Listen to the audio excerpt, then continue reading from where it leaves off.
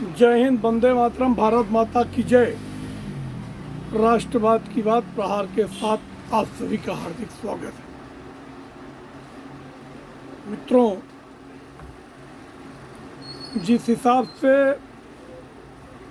जो क्रूरता बांग्लादेश में हुआ है या किसी भी इस्लामिक मुल्क में होता है या श्रीलंका में हुआ या फिर अफ़गानिस्तान में हुआ या फिर बांग्लादेश में हाल फिलहाल में हुआ है, जो तख्ता पलट हुआ है, जिस हिसाब से वहाँ पे नरसंहार हो रहा है, मंदिर तोड़े जा रहे हैं, तो क्या ऐसी परिकल्पना हमारे देश के संविधान निर्माताओं ने कभी सोचा था? और क्या यही मंशा से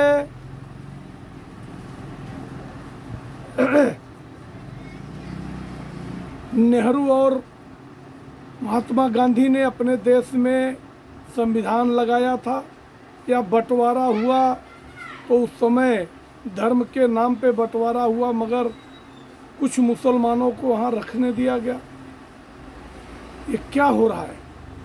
अभी 2 महीने पहले चुनाव के दौरान सड़कों पर मुद्दा उठाया गया कि संविधान खतरे में है, हम आए तो संविधान बचाएंगे। संविधान क्या कहता है कि देश में रह रहे प्रत्येक नागरिक का अपना खुद का अधिकार है, मगर जो दुर्भाग्यपूर्ण घटना अफगानिस्तान में घटी है, अब अपने देश में यहाँ के जो इंडी अलायंस बना के संविधान की रक्षा और अल्पसंख्यकों और गरीब दलितों पिछड़ों के हक की बात करते हुए चुनाव लड़े थे, इन्होंने कहा था कि संविधान खतरे में, हम संविधान बदलने नहीं देंगे। अगर भारतीय जनता पार्टी अगर आती है तो ये संविधान बदल देगी, क्योंकि ये संविधान विरोधी है। तो संविधान में तो कहीं ऐसा नहीं है कि यहाँ के उग्रवादी आके प्रधानमंत्री के आवास में घुस जाएंगे और कब्जा कर लेंगे और यहाँ के संसद भवन में घुस जाएंगे और वहाँ पे वो सारे कृत्य करेंगे जो अभी जस्ट शेख हसीना के घर में हुआ है। क्या ये उत्पात, क्या यही कांग्रेस की मंशा है? और क्या अपने यहाँ के जो सेक्युलर हैं, अपने आप को सेक्युलर समझ के भारत में सबको लेके चलने की बात करते हैं और कहीं न कहीं कांग्रेस को सपोर्ट करते हैं? अब कल कांग्रेस के पूर्व विदेश मंत्री रहे और बहुत बड़े सुप्रीम कोर्ट के वकील भी है सलमान खुर्शीद। सलमान खुर्शीद ने एक पुस्तक विवेचन में, जो कि पुस्तक विवेचन था कि the future of Muslim in India,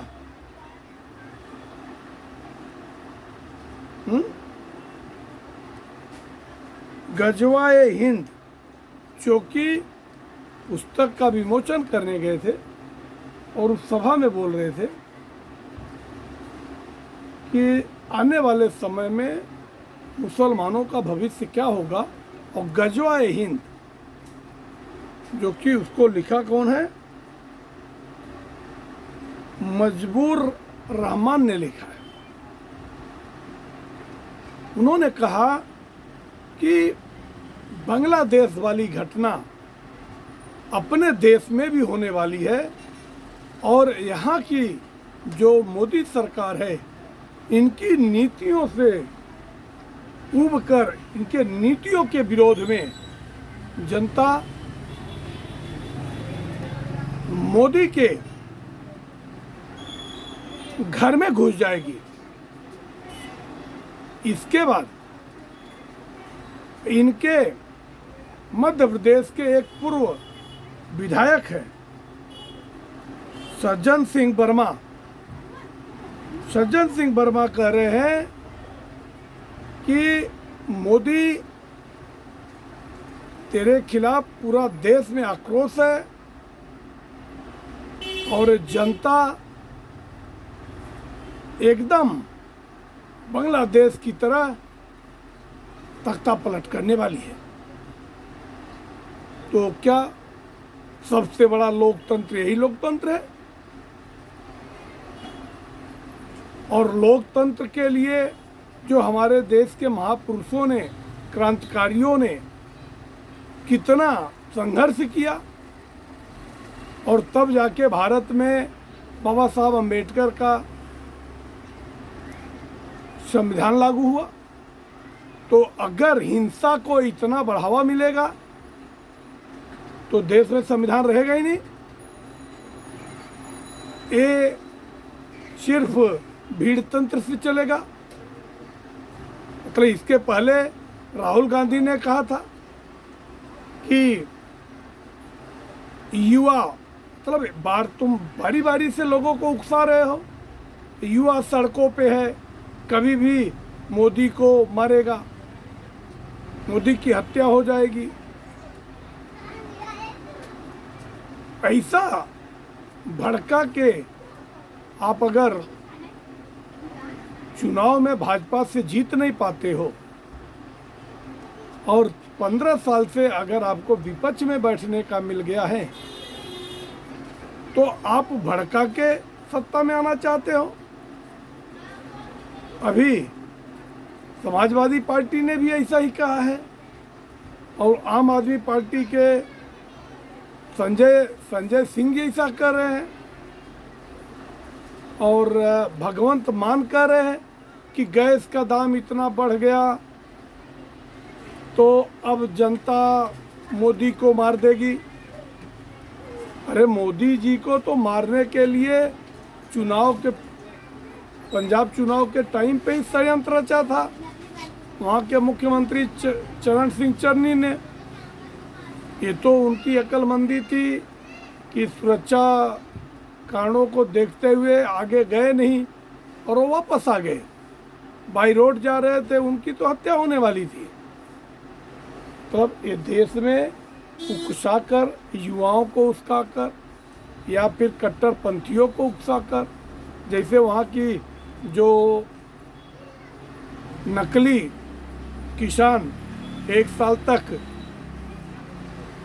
रास्ता कब्जा किए थे दिल्ली का, वो कहे थे कि मोदी तेरी कब्र खुदे की, और ये भी कहे थे कि वो सिख समर्थक जो है कि इंदिरा को मार दिया, मोदी क्या चीज़ है। मतलब कहीं न कहीं, और इसके विपरीत कल योगी आदित्यनाथ जी ने कहा है, पहली बार गए थे अयोध्या में और उन्होंने कहा कि जो आज बांग्लादेश में या पड़ोसी मुल्कों में हो रहा है ये कहीं न कहीं हमारी सहिष्णुता की वजह से हो रहा है और ये सही समय है देश के सनातनियों को एकजुट होने का समय है। और नहीं तो एक कट्टरवाद जिस हिसाब से पनप रहा है, पड़ोसी मुल्कों का कट्टरपंथी विचारधारा, वो अपने देश में भी दुखदाई होगा। और इस कट्टरपंथ से कड़ाई से निपटने की ज़रूरत है। जैसे 1984 के टाइम पे 80 के दौर में इंदिरा जी ने ऑपरेशन ब्लू स्टार चलाकर कट्टरपंथियों को पंजाब से उनका निस्त नाबूद किया था, वैसा ही देश में पड़प रहे अलगाववादी सोच वाले कट्टरपंथी विचारधारा, देश को तोड़ने वाली नीतियों के लोग। बांग्लादेश में क्या हुआ है कि पहले युवाओं को रास्ते पे उतारा गया और इसके पीछे था जमाते इस्लामी टेररिस्ट संगठन, जो कि कितने जल्दी समय में 5,000 युवाओं से 1 लाख युवाओं तक पहुंच गया। और एक कट्टरपंथी सोच आज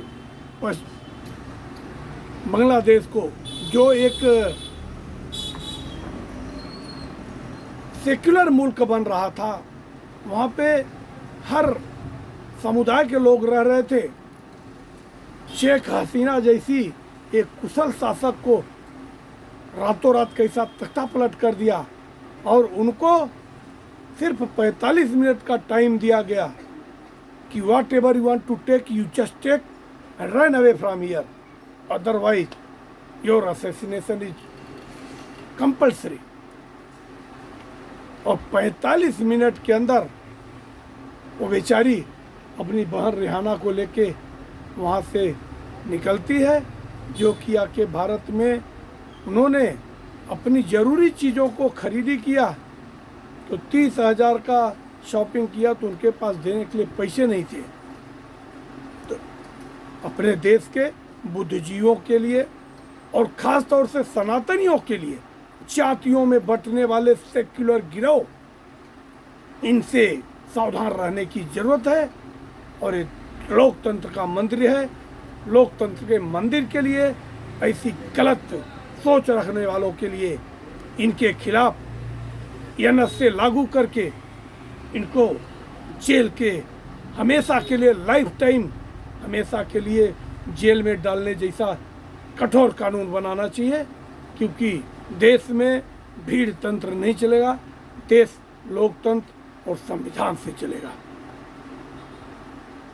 आपको हमारी विचार, हमारे कंटेंट कैसे लग रहे हैं? आप इसको, हमारे चैनल को सब्सक्राइब कीजिए और अपने मित्रों तक शेयर कीजिए। ज़्यादा से ज़्यादा हर हिंदुओं के मोबाइल में ये मैसेज पहुंचना चाहिए कि अब समझो समय आ गया है, करो या मरो। अगर हिंदू अभी भी सचेत और सतर्क नहीं हुए तो ये मोदी और योगी बेचारे क्या कर सकते हैं? आपके पास केवल पावर है तो वोटिंग अधिकार है, आपका राइट जो है वो आपका मतदान का अधिकार है। और आप अपने मतदान से अपने स्वार्थों को बाजू में रख के, साइड में रख के, देश पहले होना चाहिए। अपने बच्चों के भविष्य के लिए ऐसी सरकार चुनने की ज़रूरत है। और आगामी समय में 3 राज्यों के चुनाव हैं और इन 3 राज्यों में जो भूल हुई थी, चाहे वो झारखंड हो, चाहे हरियाणा हो, चाहे महाराष्ट्र हो, सभी सनातनियों को ये माँ भारती का कसम है कि आप मुल्क के साथ, आप अपने राज्य के साथ गद्दारी मत कीजिए, अपने बच्चों के भविष्य के साथ खिलवाड़ मत कीजिए। चंद्र लालच में ऐसे गद्दार नेताओं को पहचानो जो कि भेड़िए के रूप में हमारे आपके बीच में घूम रहे हैं। वो हमारे आपके हक के लिए नहीं लड़ रहे, वो देश को तोड़ने और देश को सीरिया और हमास और बांग्लादेश बनाना चाहते हैं। अब हम करें कि फिलिस्तीन के लिए और हमास के लिए इतनी हमदर्दी अपने देश में छुपे गद्दारों के मन में है, मगर बांग्लादेश में सरेआम हिंदुओं के मंदिर तोड़े जा रहे हैं, उनकी बहन बेटियों का बलात्कार हो रहा है, उनकी हत्याएं की जा रही, मगर कोई हरामी दल, एक भी सेक्युलर गिरोह का एक भी नेता एक शब्द नहीं बोला। ये आपको खुद का डिसीजन लेने की जरूरत है।